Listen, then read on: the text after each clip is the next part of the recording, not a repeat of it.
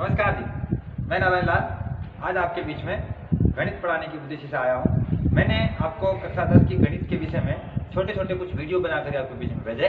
उस वीडियो में शामिल था एक 11वीं एक्सरसाइज है 10वीं की गणित की किताब का, जिसमें बोधायन प्रमेय का विलोम मानना आपके बीच में डाला और बोधायन प्रमेय से जुड़े हुए कुछ बढ़िया सवाल भी बता दिए।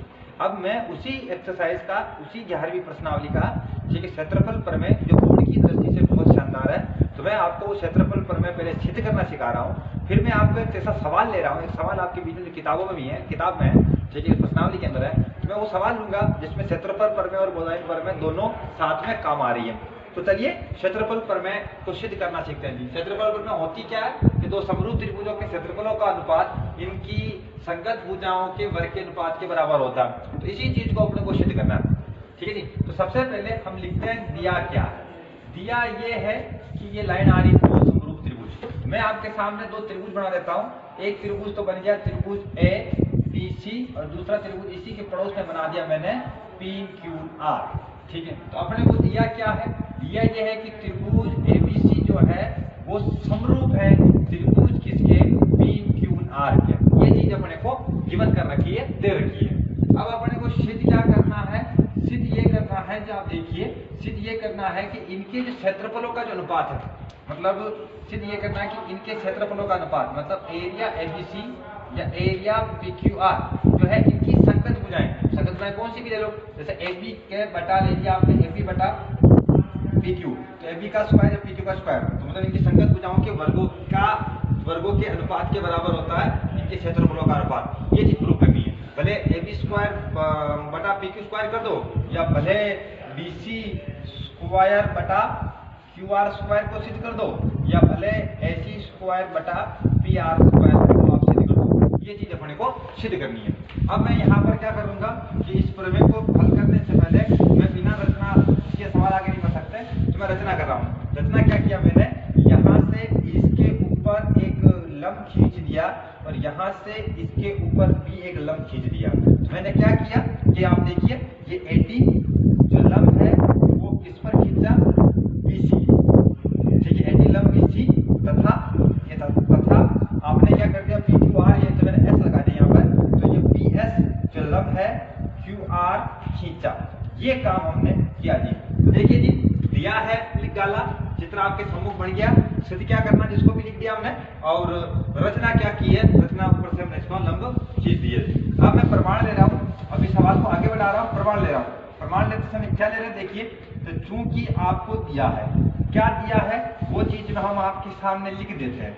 दिया ये है कि त्रिभुज ए बी सी समरूप है त्रिभुज किसके, पी क्यू आर के, ठीक है, पी क्यू आर के। अगर त्रिभुज समरूप है तो क्या होता है, आप क्या जानकारी जानते हैं, हम जानकारी ये जानते हैं कि समरूप त्रिभुजों की संगत भुजाओं का जो अनुपात है वो समान होता है। तो देखिए, अतः इसकी ए बी बटेवा क्या आ जाएगा पी क्यू, और इसका BC बटेवा में क्या आ जाएगा QR, और इसका AC बटा क्या आएगा PR। ये आपको अगर समरूप है तो ये क्या होगा, इनकी संगत भुजाओं का जो अनुपात होगा वो बराबर होगा। इसको आपने समीकरण नंबर 1 दिया। दूसरा, ना केवल संगत भुजाओं का जो अनुपात है, दो समरूप त्रिभुजों की संगत भुजाओं का अनुपात समान होता है, बल्कि इनके संगत कोण भी बराबर होते हैं।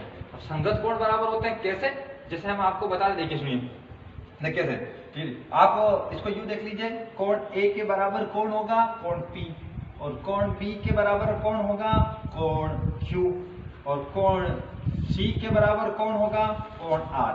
ये भी क्या है, ये भी संगत कोण है, ठीक है जी। कोण A के बराबर क्या होगा P, कोण B के बराबर क्या होगा Q, और कोण C के बराबर क्या होगा R। ये भी दर संगत कोण बराबर होते हैं। क्यों, क्योंकि ये दोनों त्रिभुज आपस में समरूप है। ये जानकारी तो अपने को क्या कर रखी है, दे रखी है।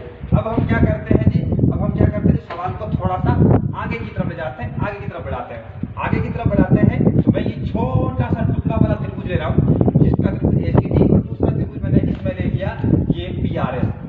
तो अब क्या ले लिया, त्रिभुज, एक तो त्रिभुज ACD तथा त्रिभुज PRS, त्रिभुज PRS में आपको क्या पता लग रहा है, इसका कोण C और इसका कोण R बराबर है। क्यों बराबर है, क्योंकि क्योंकि ये संगत कोण है त्रिभुज समरूप होने का। तो इसका आपने समीकरण नंबर 1 से दे दिया, और इसमें ये कोण डी आ रहा है और इसमें ये कोण एस आ रहा है, इसमें डी और ये एस, ये कोण एस, ये क्या है, समकोण है, क्योंकि आपने लंब खांच रखे हैं, लंब खांच का समकोण है। इसका मतलब दो कोण अगर आपस में बराबर है तो बी तीसरा कोण स्वतः बराबर हो सकता है। तो ए समरूपता कसौटी भी लगती है। तो ए समरूपता नियम से क्या हो गया, ए समरूपता नियम से, ठीक है, ए समरूपता नियम से क्या हुआ, ए समरूपता नियम से ये हुआ कि इसका ये जो लंब है एडी, ठीक है, क्या इसका या आप लोग समझ लो कि पहले समरूपता नियम से दोनों त्रिभुज क्या हो गए, समरूप हो गए। तो पहले समरूप लिख देते हैं, उसके बाद संगत भुजाओं का अनुपात को बराबर करते हैं। त्रिभुज एसीडी समरूप है त्रिभुज किसके, पी आर एस के। ये दोनों त्रिभुज आपस में क्या हो गए, समरूप हो गए। अगर समरूप हो गए तो इनकी संगत जो भुजाएं हैं उनका अनुपात बराबर होगा। इसका मैंने ले लिया एडी, ये एडी, तो इसका मैंने क्या ले लिया, ठीक है, इसका क्या ले लिया बटा, ये ले लिया आपने पीएस, दोनों का नाम हो गया। अब इसका आपने ले लिया एसी, और अब इसका आपने क्या ले लिया पीआर, ये पीआर, ठीक है, ये पीआर। संगत भुजाओं का जो अनुपात है वो समरूप त्रिभुज की संगत भुजाओं का अनुपात बराबर होता है। इसको आपने समीकरण नंबर 3 दे दिया। यहां तक हमने काम कर दिया। अब क्या कर लेते हैं, अब इनके क्षेत्रफलों का अनुपात लेना है। तो अब आप आगे बढ़ाते थे, क्या करेंगे, अब सीधा आप क्या करें, एरिया एबीसी पूरे का क्षेत्रफल बटा एरिया पीक्यूआर। आप जानते हो त्रिभुज का क्षेत्रफल क्या होता है, 1/2 आधार, ठीक है, आधार इसमें क्या है, इसमें आधार ले लेते बीसी, आधार ले लिया आपने बीसी, ठीक है, गुणा ऊंचाई क्या है, ऊंचाई इसमें है एडी, ठीक है, त्रिभुज एबीसी में ऊंचाई इसका लंब है, ठीक है भाई, ये ऊंचाई एडी, और आपने ये इसका ले लिया पीक्यूआर का आधार, और इसका आधार क्या ले लिया आपने क्यूआर, ये आधार ले लिया आपने क्यूआर, गुणा इसकी ऊंचाई कितनी है, ऊंचाई है पी है, 1/2 आधार गुणा ऊंचाई आपने लिख दिया, क्षेत्रफल अनुपात चाहिए। चलिए अब आगे क्या किया आपने, फिर एरिया एबीसी बटा, ये आधे से आधा कर दिया, ठीक, एरिया एबीसी बटा एरिया पी क्यू आर, ठीक है। फिर आपने यहाँ लिखा समीकरण नंबर 1 व 3 से, समीकरण नंबर 1 व 3 से आप 1 में आप उठा करके देखिए, एक आपके सामने ये रहा एबी बटा पी क्यू, बीसी बटा क्यू आर, एसी बटा पी आर सब बराबर है, और एसी बटा पी आर इसमें भी है, एसी बटा पी आर इसमें भी है। तो इसमें क्या हो रहा है, ठीक, ये एसी बटा पी आर किसके बराबर है, ये एसी बटा पी आर किसके बराबर है, एटी बटा पी एस के, ठीक है, एटी बटा पी एस के, और यहाँ पे बीसी बटा क्यू आर किसके बराबर है, एसी बटा पी आर के। तो हमने क्या किया, इसी को ध्यान में रखते हुए, इसी को ध्यान में रखते हुए ये काम किया। तो हमने बीसी बटा क्यू आर की जगह, बीसी बटा क्यू आर की जगह क्या कर दिया, एसी बटा पी आर, समीकरण नंबर 1 से। समीकरण नंबर 3 से क्या किया, इस एटी बटा पी एस की जगह पे आपने क्या कर दिया, एसी बटा पी आर, ये लिया आपने एसी बटा पी आर। इसका मतलब क्या हो गया जी, एरिया एबीसी बटा area P Q R, AC का एसी से गुणा क्या हो गया, एसी स्क्वायर, पी आर का पी आर से गुणा हो गया पी आर का स्क्वायर। ये क्या है आप देख लीजिए, एसी स्क्वायर बटा पी आर स्क्वायर, यही तो चीज आपको सिद्ध करनी है। अगर आप इसकी तुलना समीकरण नंबर 1 से कर दोगे तो आप देखोगे एसी बटा पी आर की जगह बीसी बटा क्यू आर भी लिख सकते हो, और बीसी बटा क्यू आर की जगह आप एबी बटा पी क्यू लिख सकते हो। आप बकायदा यहाँ पर और लिख दो, बोले आप समीकरण नंबर 1 से, समीकरण नंबर 1 से अगर आप काम करना चाहोगे तो आपको क्या हो जाएगा, एरिया एबीसी बटा एरिया पी क्यू आर, अब एसी बटा पी आर की जगह एबी बटा पी क्यू भी लिख सकते हो आप समीकरण नंबर 1 से। ये क्या हो जाएगा, एबी का स्क्वायर बटा पी क्यू का स्क्वायर, और ठीक एसी बटा पी आर बीसी बटा क्यू आर लिख सकते हो, ये क्या हो जाएगा, बीसी का स्क्वायर बटा क्यू आर का स्क्वायर, और ये क्या हो जाएगा, एसी स्क्वायर और ये पी आर स्क्वायर। ये हो गया इसी से तभी हमको सिद्ध करना है कि इनके समरूप त्रिभुजों के क्षेत्रफलों का अनुपात इनकी संगत भुजाओं के वर्गों के अनुपात के बराबर होता है।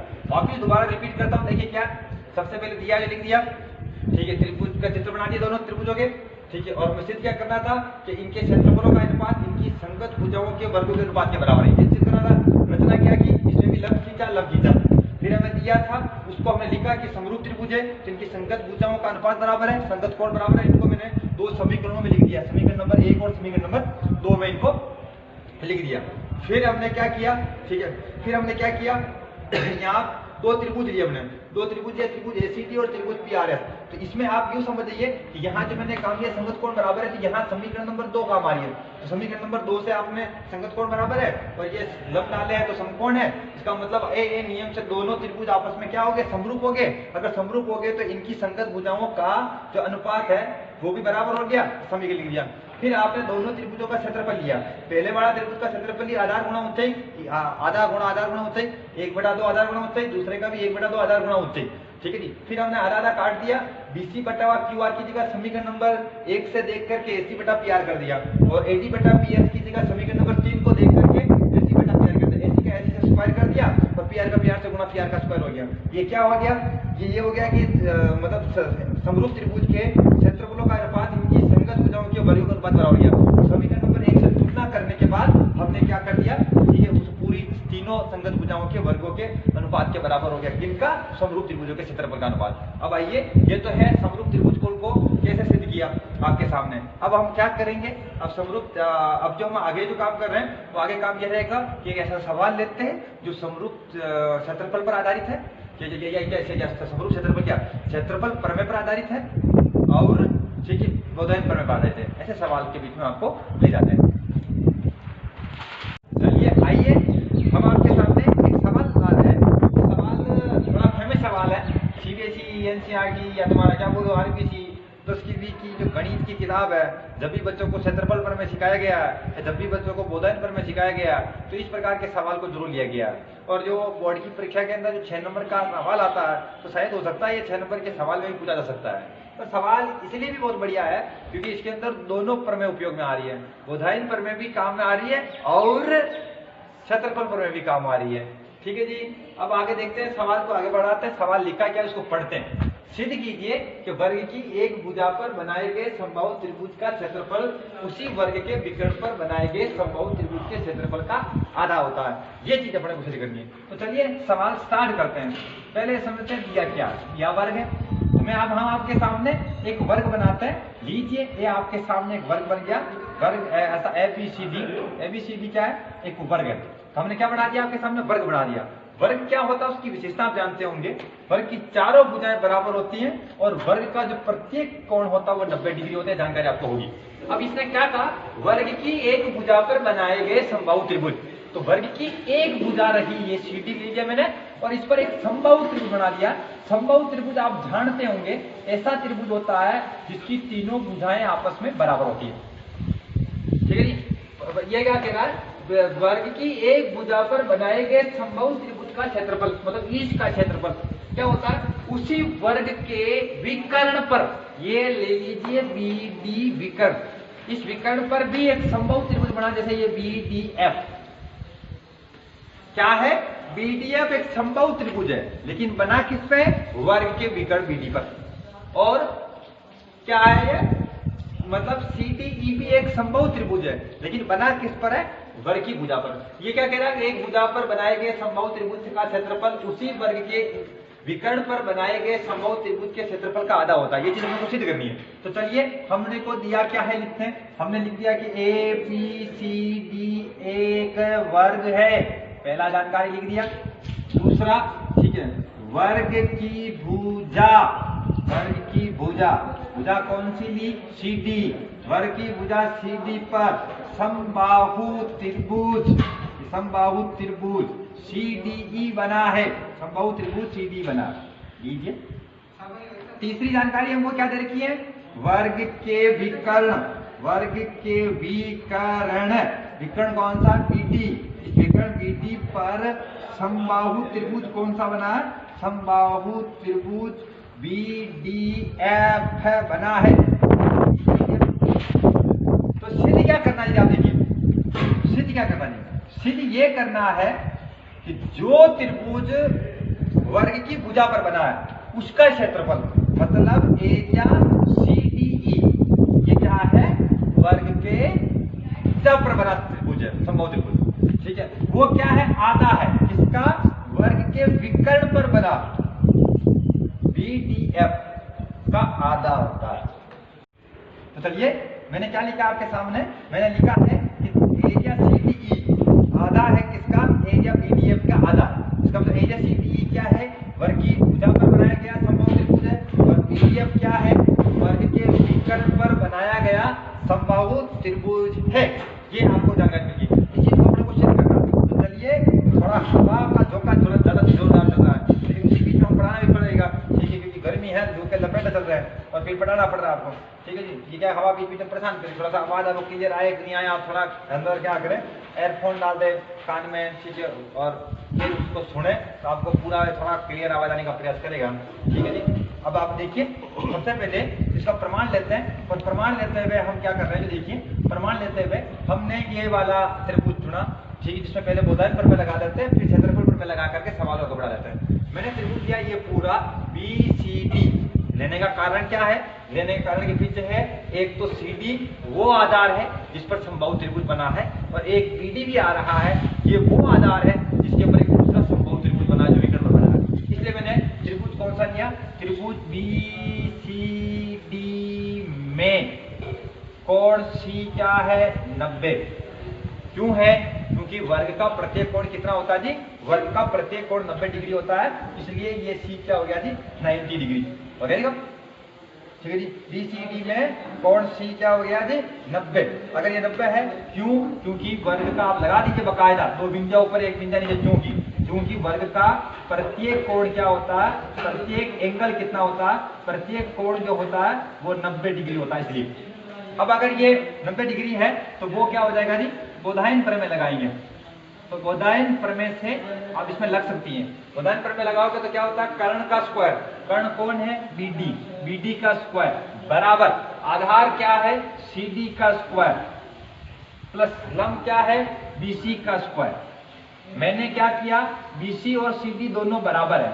क्यों बराबर है, क्योंकि वो वर्ग की चारों भुजाएं, और वर्ग की सभी भुजाएं क्या होती हैं, आपस में बराबर होती हैं। तो मैंने इस BC को भी किस में कन्वर्ट कर दिया, CD में कन्वर्ट कर दिया, क्योंकि ऐसा होता है वर्ग की सारी भुजा बराबर होती हैं। ये क्या कर दिया आपने, BD square CD square plus CD square. Camera में थोड़ा ध्यान दे कि ये सब दिख रहे कि नहीं दिख रहे, वो भी उसको दिखाना चाहिए, दिख तो रहे सामने। चलिए, ये BD स्क्वायर बराबर एक कितने हो गए जी, 2CD स्क्वायर, ये आपकी जानकारी होगी समीकरण नंबर 1। हमने क्या किया, एक बोधायन प्रमेय लगा दिया और सवाल को यहां तक बढ़ा दिया। अब चूंकि अब आगे की तरफ बढ़े, चूंकि त्रिभुज CDE जो वर्ग की भुजा पर बना वह त्रिभुज BDF जो वर्ग की विकर्ण पर बना, ठीक है, क्योंकि त्रिभुज CDE व त्रिभुज BDF समबाहु त्रिभुज है, समबाहु त्रिभुज है, समबाहु त्रिभुज है। अब समबाहु त्रिभुज का मतलब क्या है, सारी भुजाएं बराबर है। समबाहु त्रिभुज की खासियत होती है, आप पहले से जानकारी जानते होंगे, तो ये खासियत ये होती है कि समबाहु त्रिभुज का प्रत्येक कोण 60 डिग्री होता है, प्रत्येक कोण बराबर होता है और 60 डिग्री होता है। तीनों भुजा बराबर है, तीनों कोण बराबर होते हैं। तीनों कोण कितने बराबर होंगे, 180 में 3 का भाग लगाओगे तो 60 आएंगे। तो इसलिए तो मैंने इसलिए AA नियम से, ट्रिपल A नियम से, ट्रिपल A नियम का मतलब सारे कोण बराबर हैं, 60 है, तो ट्रिपल A नियम से त्रिभुज CDE समरूप है त्रिभुज किसके, BDF के, त्रिभुज CDE समरूप है किसके, त्रिभुज BDF के, ठीक है, AA नियम से। अब आप क्या लगा दीजिए, यहाँ पर हम क्षेत्रफल प्रमेय लगा सकते हैं। क्षेत्रफल प्रमेय क्या कहती है, क्षेत्रफल प्रमेय हमको ये कहती है कि समरूप त्रिभुजों के क्षेत्रफलों का अनुपात, समरूप त्रिभुजों के क्षेत्रफलों का अनुपात। तो समरूप त्रिभुज मतलब यह है CD और BDF, तो एरिया CDE बटा एरिया BDF, तो क्या होता है कि संयुक्त भुजाओं के जो वर्ग के अनुपात के बराबर होता है। तो हमने CDE की भुजा ली, हमने कौन सी, CD, और BDF का मैंने भुजा ली BD, इनके ये BD इनके वर्गों के अनुपात के बराबर होता है, ये क्षेत्रफल उन्हें बोलती हैं। आप समीकरण नंबर आप 1 में जाकर के देखिए, जहां आपको जानकारी मिल रही है कि BD स्क्वायर की जगह आप क्या लिख सकते हैं, 2CD स्क्वायर। सवाल को आगे बढ़ाते हैं, ये देखिए आप एरिया CDE बटा एरिया BDF, ये हो गया CD स्क्वायर।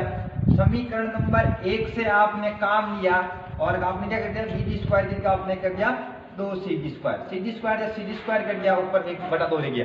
तो आपने इसको क्रॉस गुणा किया तो 2 का गुणा तो किससे हो गया, 2 एरिया हो गया CDE और BDF का गुणा हो गया 1 से, तो ये हो गया एरिया BDF, ठीक है। अब ये एरिया CDE जो है, एरिया CDE जो है वो क्या हो जाएगा, भाग लगेगा, कितना जाएगा, तो एरिया BDF का क्या हो गया, आधा। यही चीज अपने को सिद्ध करनी थी, ये समबाहु त्रिभुज के जो है क्या बोलते हैं, जो वर्ग की भुजा पर बना समबाहु त्रिभुज है वो वर्ग के विकर्ण पर बने समबाहु त्रिभुज का क्षेत्रफल का आधा होता है।